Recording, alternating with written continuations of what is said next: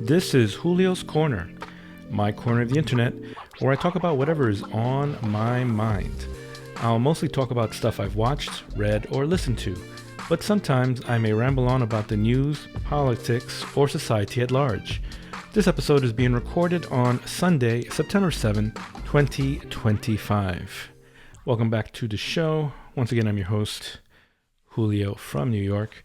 I didn't record last week for those who are aware, and reason being, real life situations happen, and I had to pick up an extra shift last weekend, so that was one less day off, so one less day possible to do a recording, so it wasn't possible.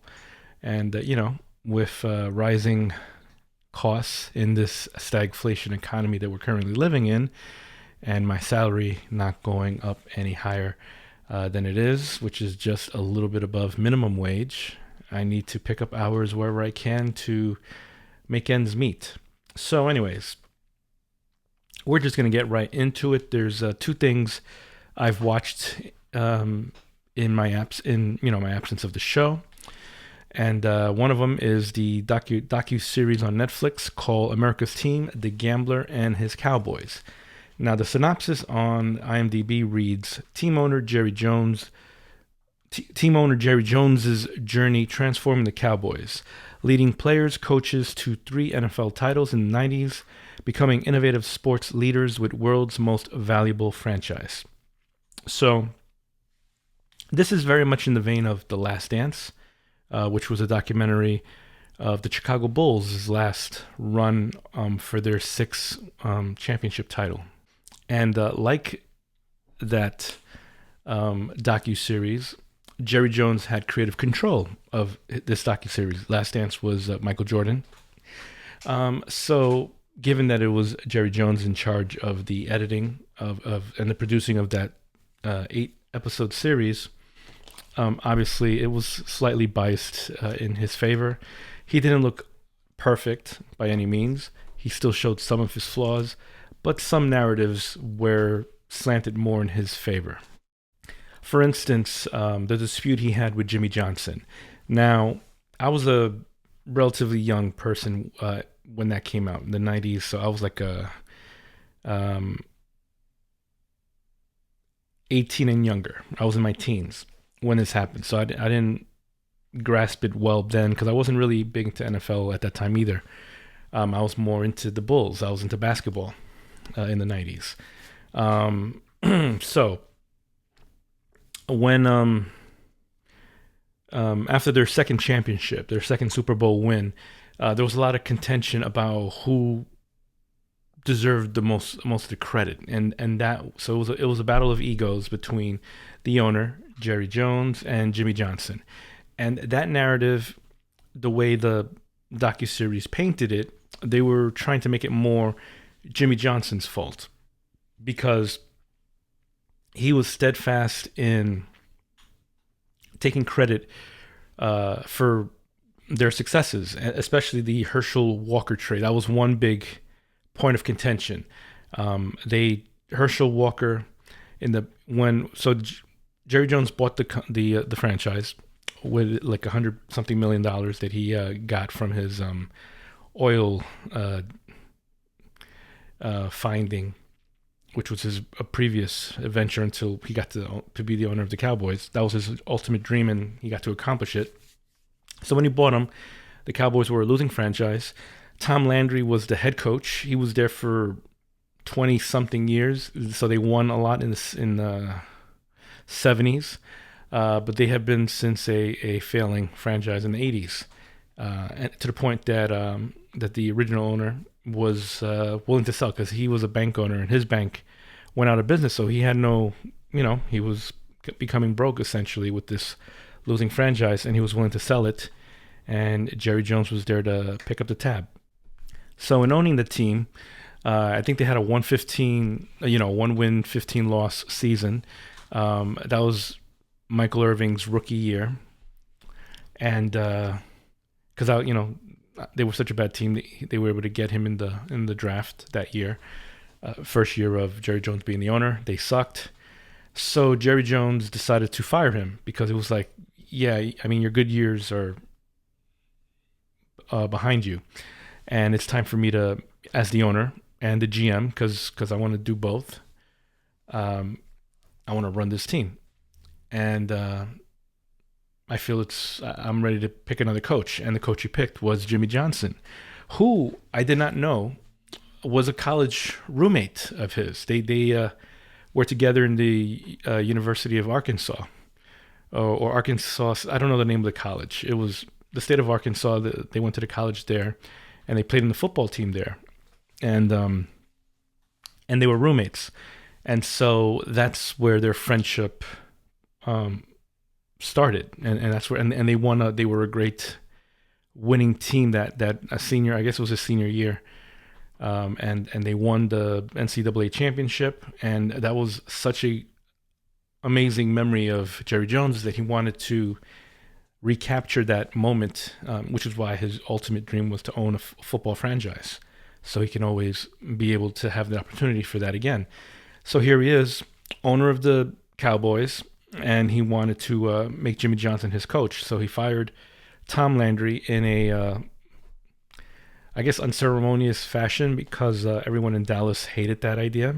Tom Landry was a beloved figure in Dallas, Texas. They loved him. He had this great story. You know, he was like an Army veteran, uh, salt of the earth type of figure, humble, respectful. You know, he had all the personality traits that people idolized in that time period.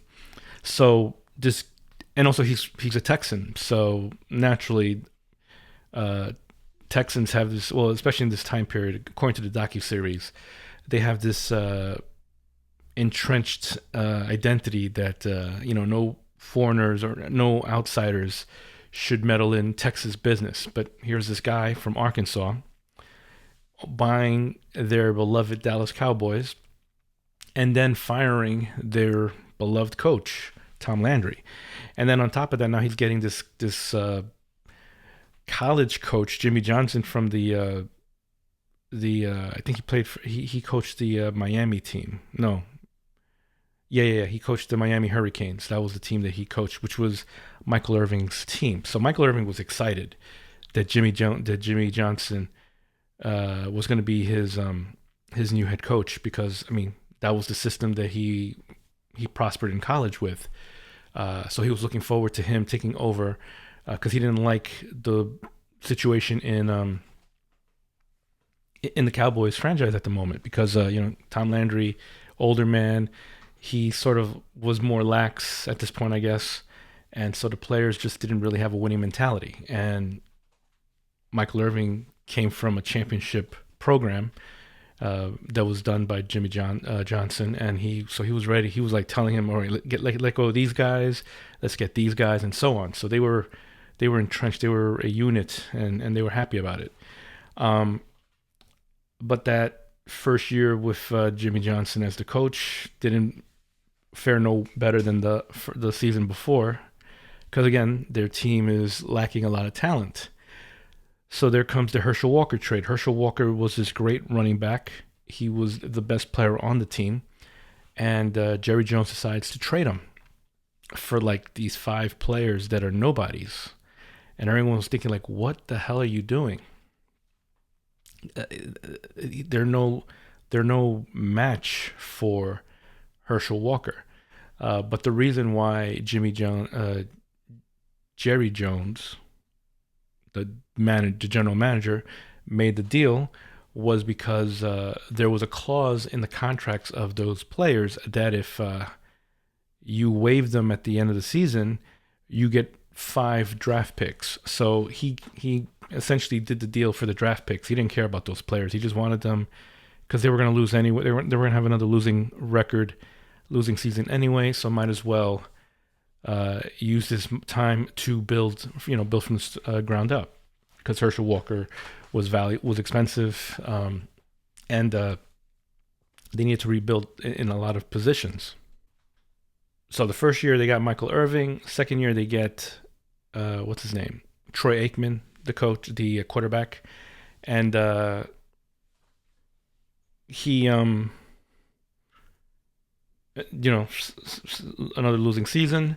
But then the third season, now with these draft picks, they get a lot of players, key players, and of course they then also uh, get Emmitt Smith, the legendary Hall of Fame running back. So now you have the unit. You have Troy Aikman, your quarterback.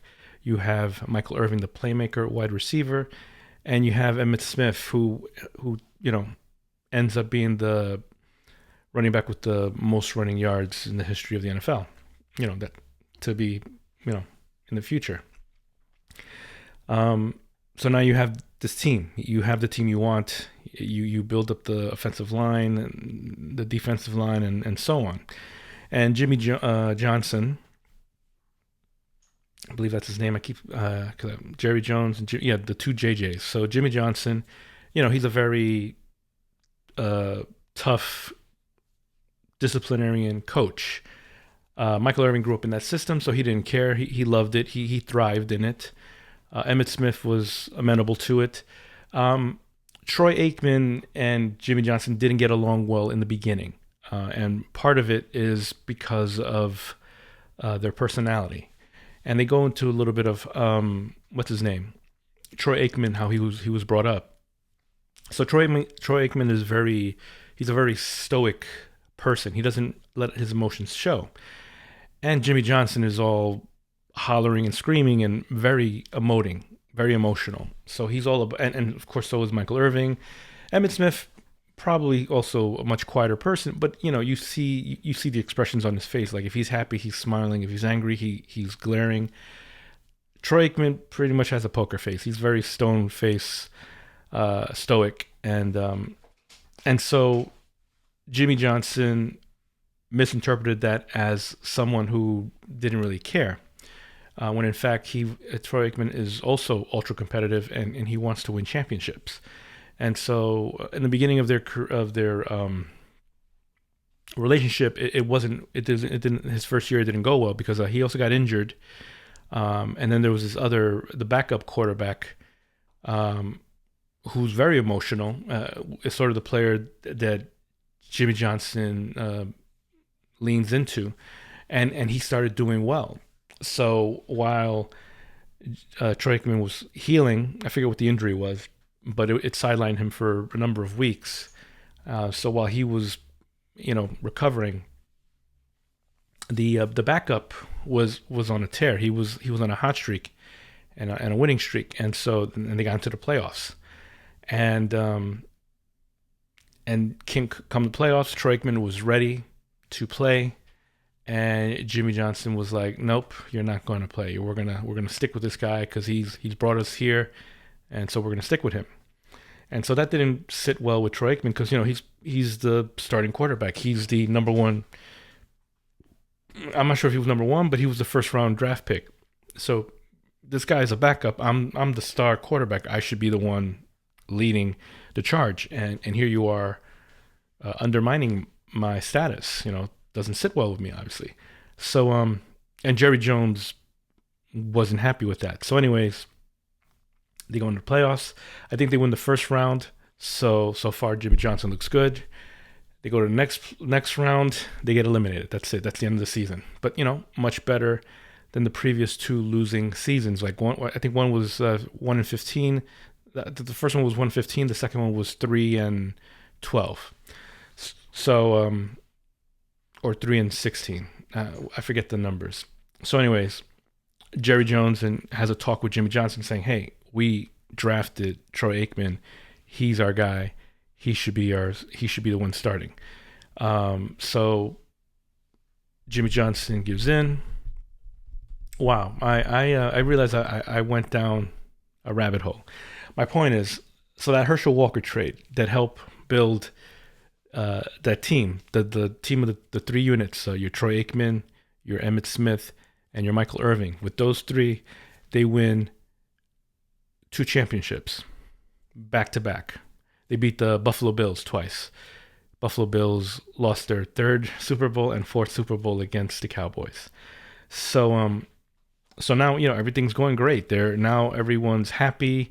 They went through those horrible 3 losing seasons. Everyone was, mocking this upstart Arkansanian oil baron who bought this team without any real expertise, got this coach from college. Who the hell is he? What the hell are they thinking? But hey, you gotta give them their respect now. They're Super Bowl champions. So now that they're winning, the egos are clashing. Who gets the credit? The Herschel Walker trade. Jimmy Johnson's like, it was my idea, of course, because I mean, Jerry Jones doesn't know anything about football. I've been coaching college. I played in college. I coach college. I have. I'm the one with the football knowledge. He's the guy with the money. I'm the guy with the brains. Obviously, it was my idea. I'm the one who did this. And Jerry Jones was like, no, no, no.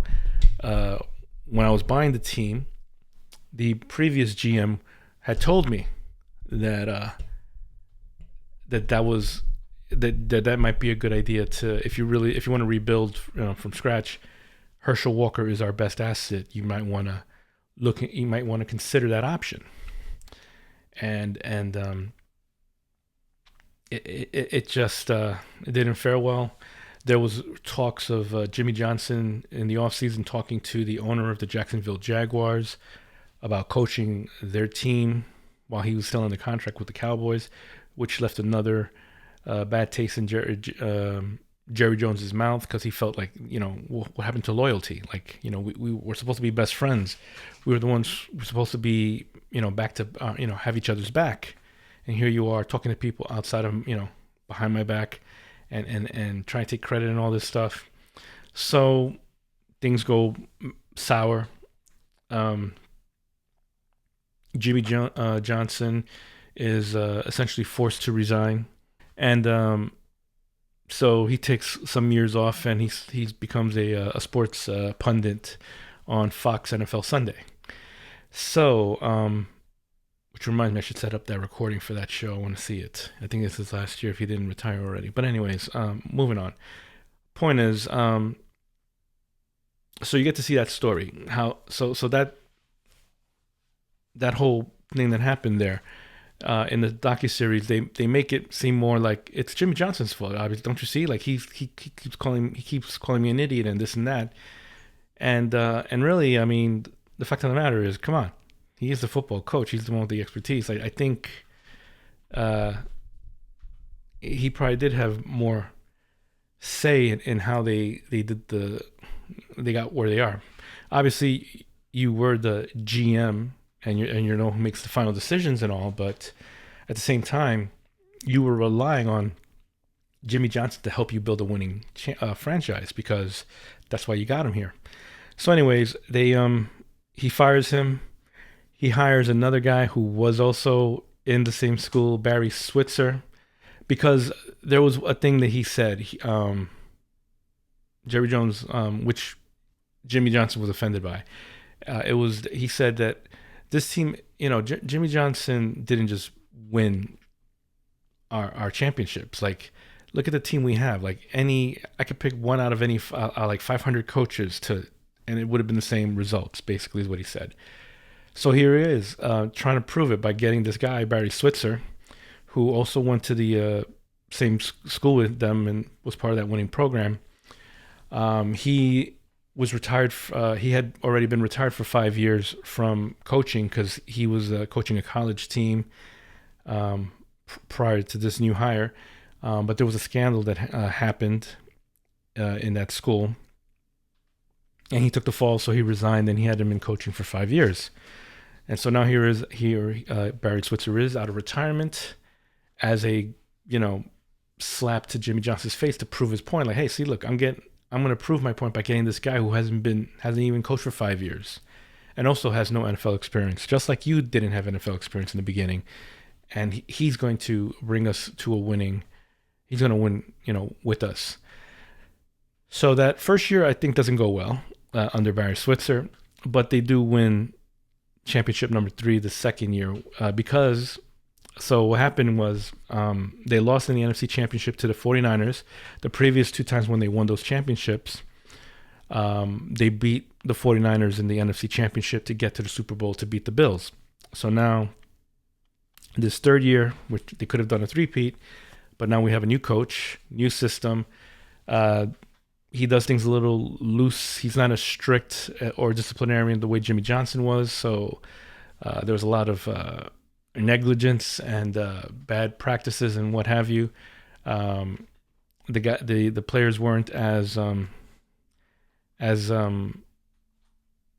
prepared as they were the previous 2 seasons. So they didn't have the same motivations, I guess. So they lose to the 49ers finally beat them.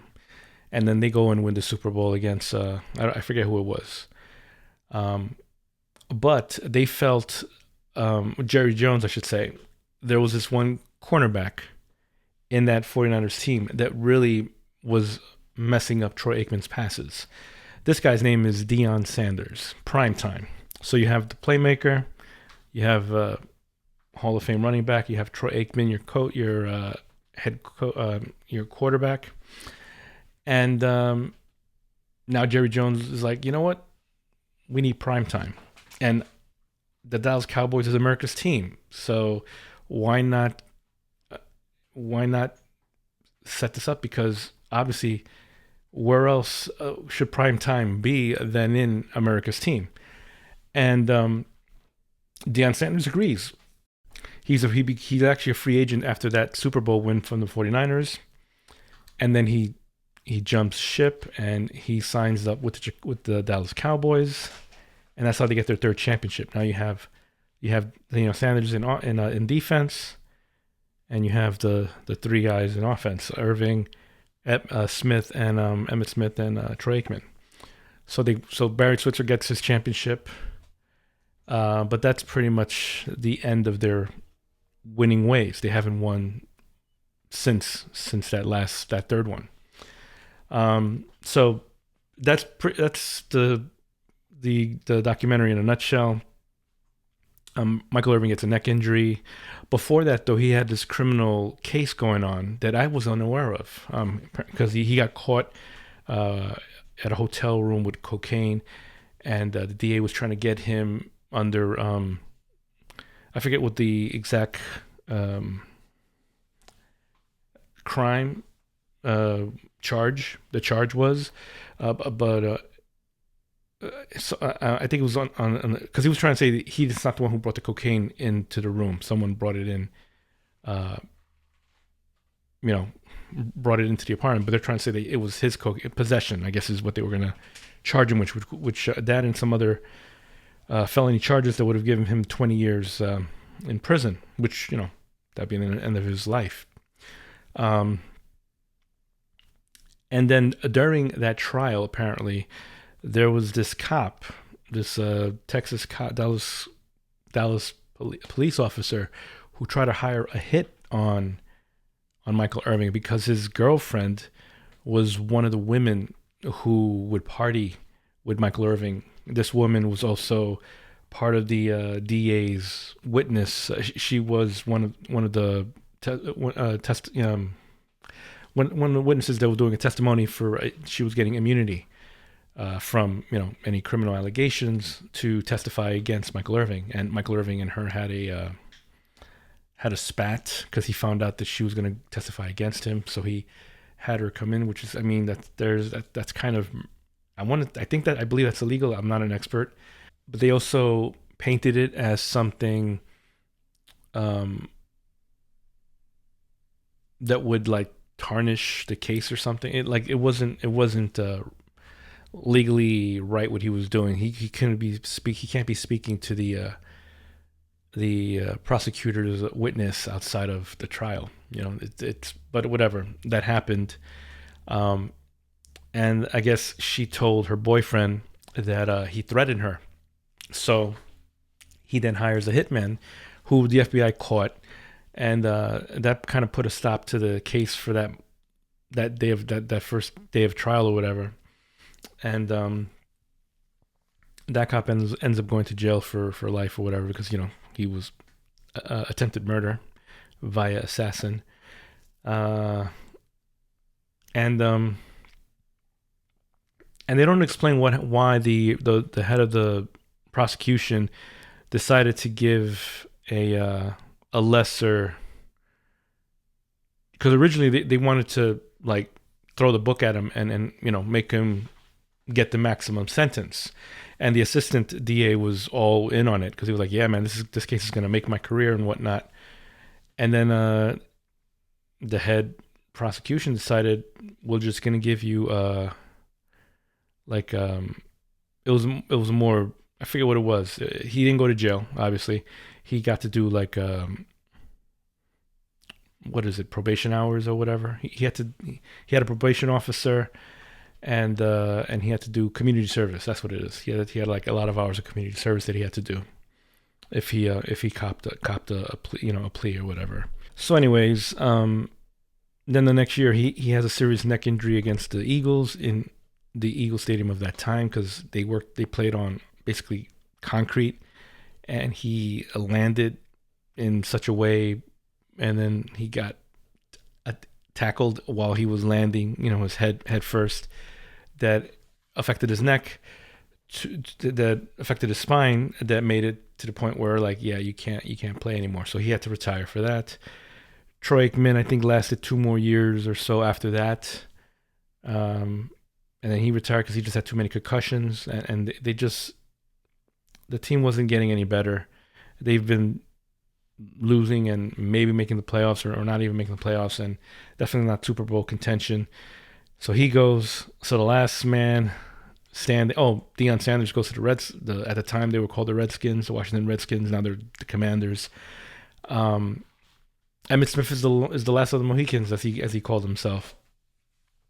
But he still has one thing left to prove. He has to break the rushing record, and so he does.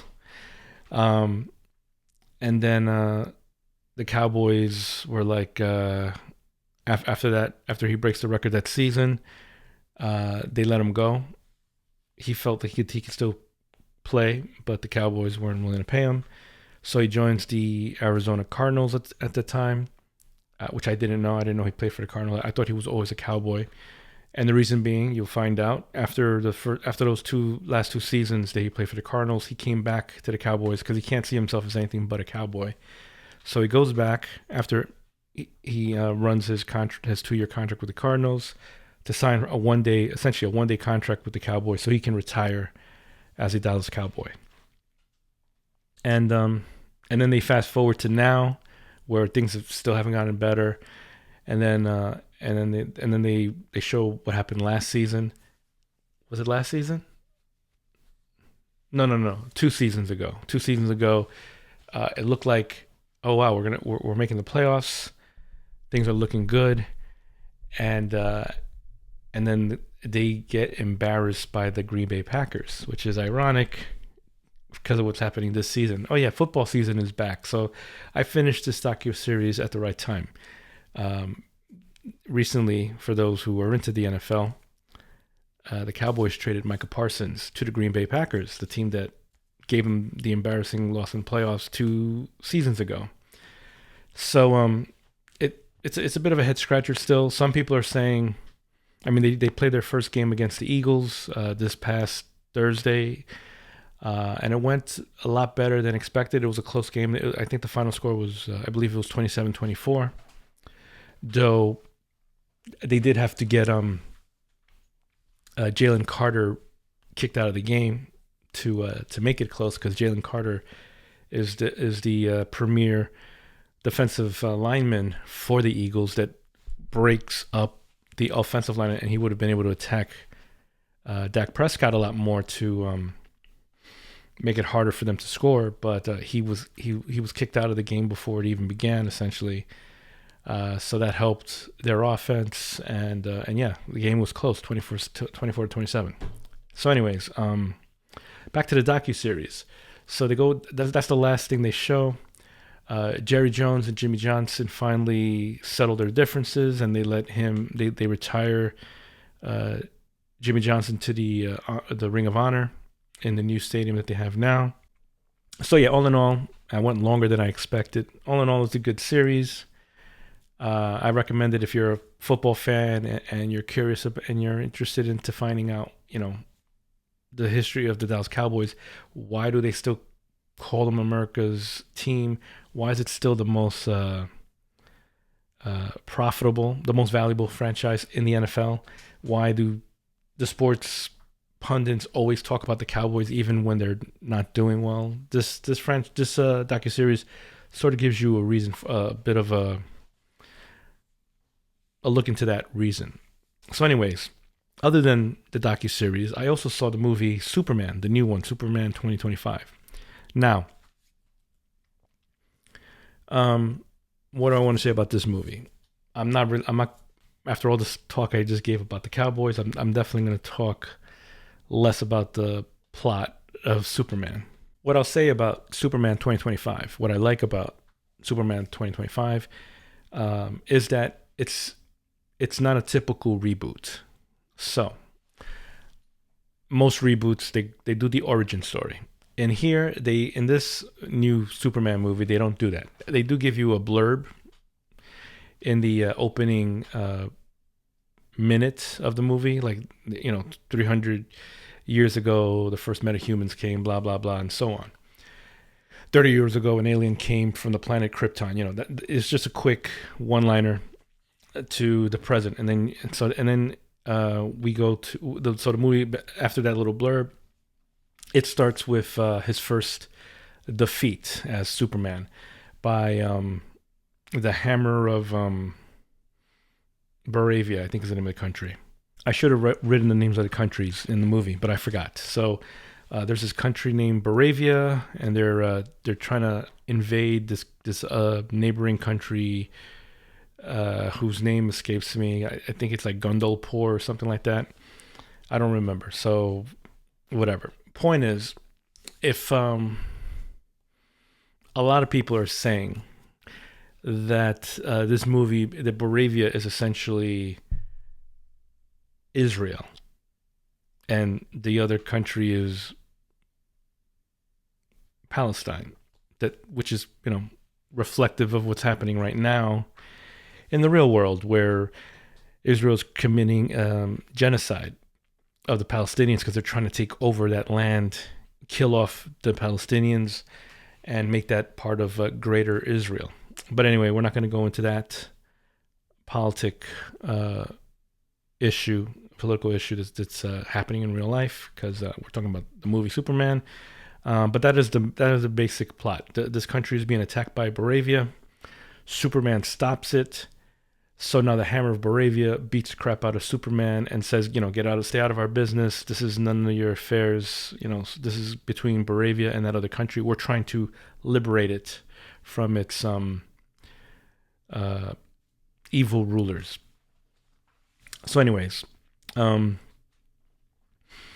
the movie basically, unlike a typical reboot where you start at the beginning, we're starting in a week of the life of Superman. And in this week in the life of Superman, he stops Baravia from invading, but then he gets beat up by their superhero, who they take no credit for. They're like, Hammer of Baravia? We don't know no Hammer of Baravia. Do you see him here? He's not here. So that's cool. The other thing I like about it is that so basically the movie is like, all these things. So let's get right into it. I love the side characters that they introduced to the world of Superman. You have Guy Gardner, played by Nathan Fillion of Castle and Firefly fame, I should say. Mr. Terrific, played by, I hope I say his name right, Eddie Gadegi. Hawkgirl, played by Isabella Merced. And Metamorpho, played by Anthony Carrigan.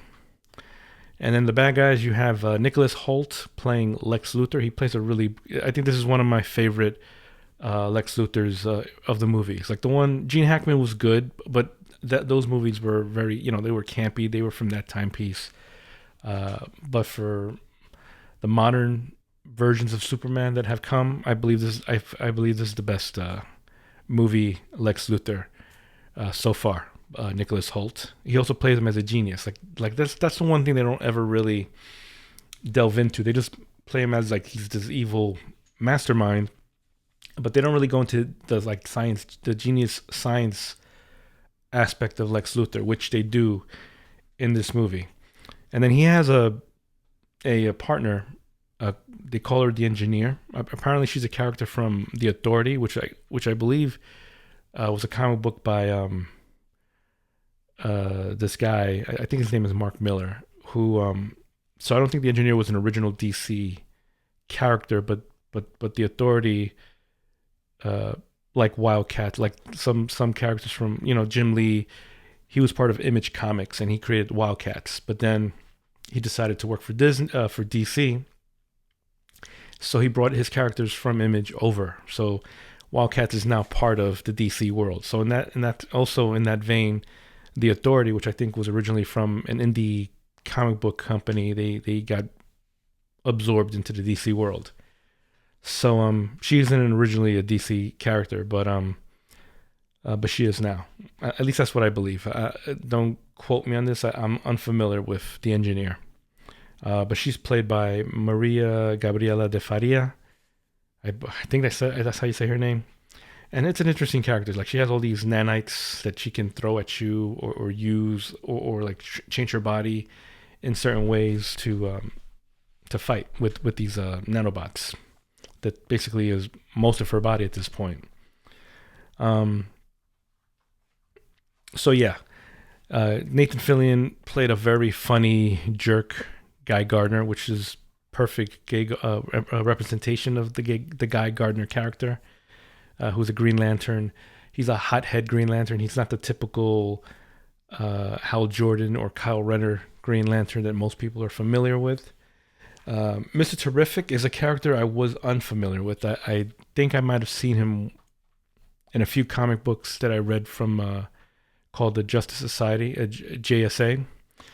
So I didn't know much about him, but the few scene moments that Mr. Terrific was on the screen, he stole the show. So he's my new favorite character. Had I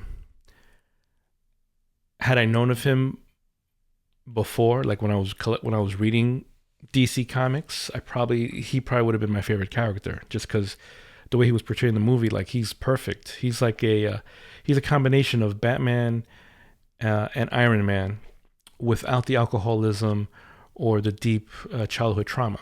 Like he's just he's those things, but he has the aspects of each of those two characters, but without the trauma. He's definitely more grounded. And he's very logical, which I love. I'm myself am a logical person for the most part. So his character appealed to me in so many ways. And yeah, so they call themselves the Justice Gang instead of the Justice League.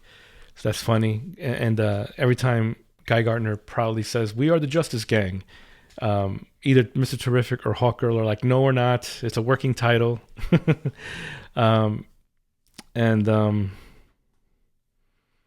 So yeah, the one thing I'll say about this Superman, as I've already said, I was a fan of Batman growing up. He was my superhero, so I hated Superman.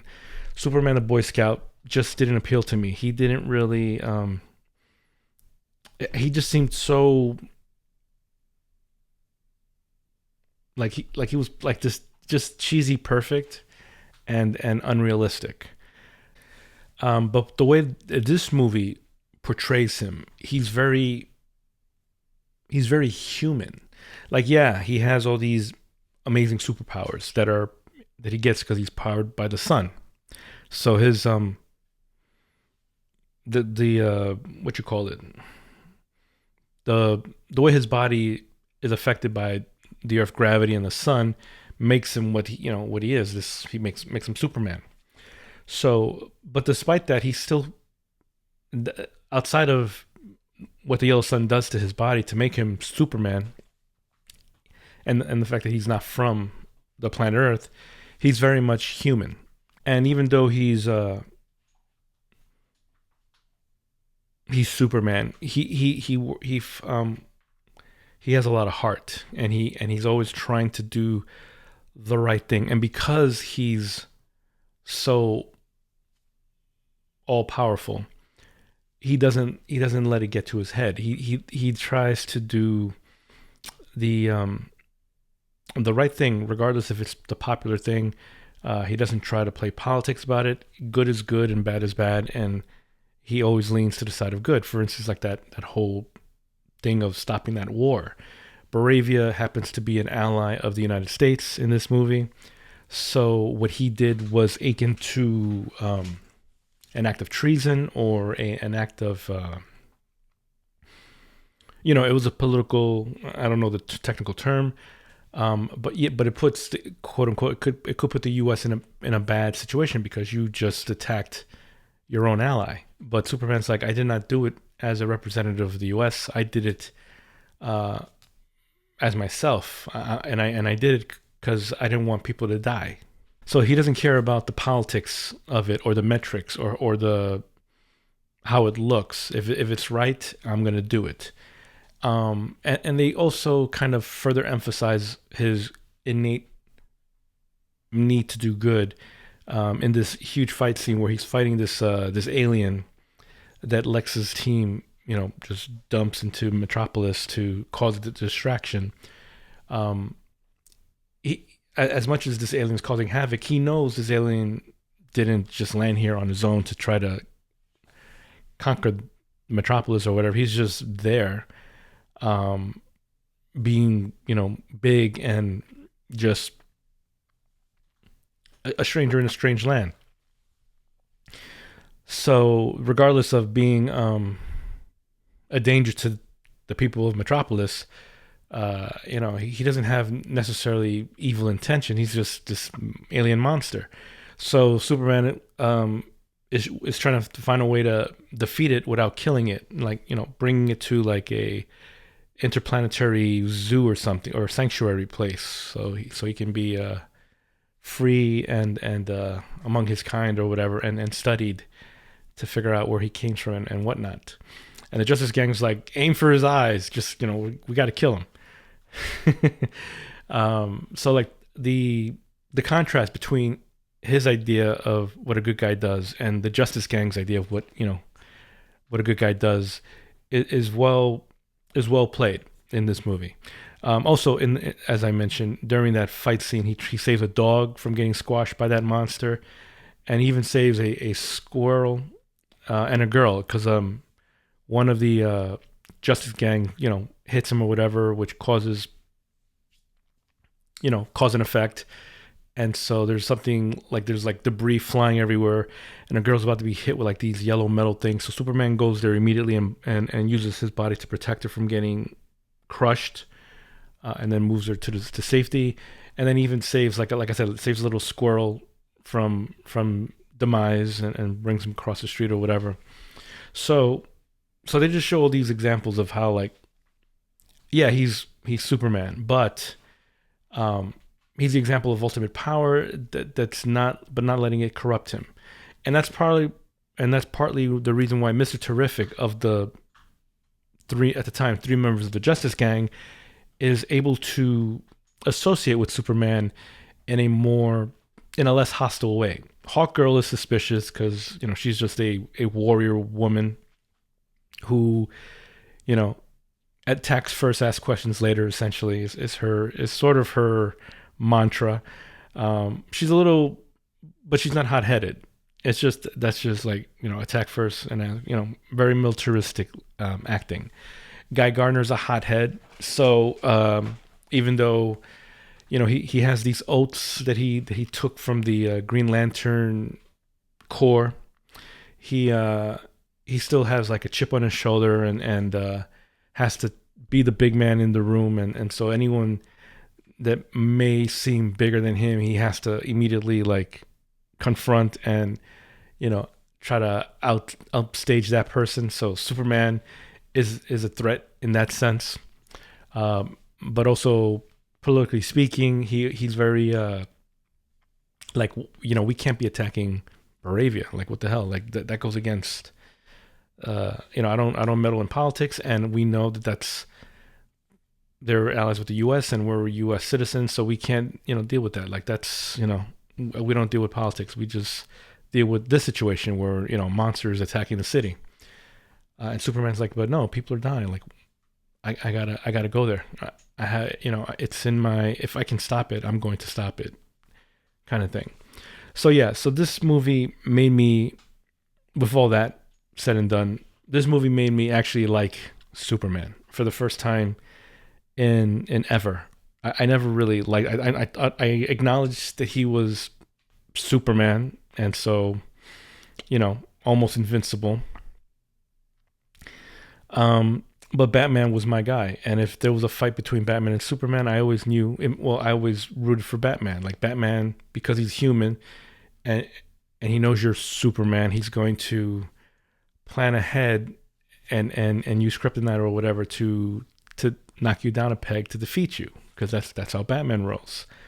But now, man, if I had known about Mr. Terrific, that would have been my guy all this time. But anyways, and that explains why no one really knows of him, because this is his first time on the screen. But I wish big things for this Mr. Terrific character. I'm not the only person who said he was a scene stealer. I believe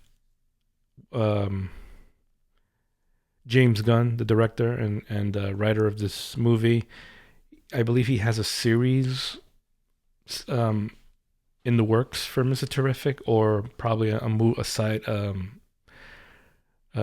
solo movie for him. It's either a movie or a series in the works for Mr. Terrific.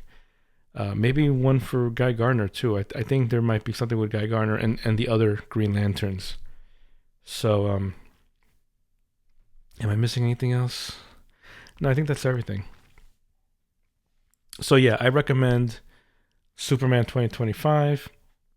I mean, it's called Superman. The year is 2025. The movie, the title is just Superman. Anyways, that's all I have. If you're watching this on YouTube, don't forget to like, comment, and subscribe. If you have any questions, comments, or any thoughts you'd like to share, you can reach me by clicking on the Contact Me link in the show notes. If you're feeling extra generous, you can click on the donate link in the show notes and send some dollars my way. This show is licensed under Creative Commons Attribution 4.0 International License. This means you can share this episode, remix it, do whatever you want, just say where you got it from. And as always, thank you for listening.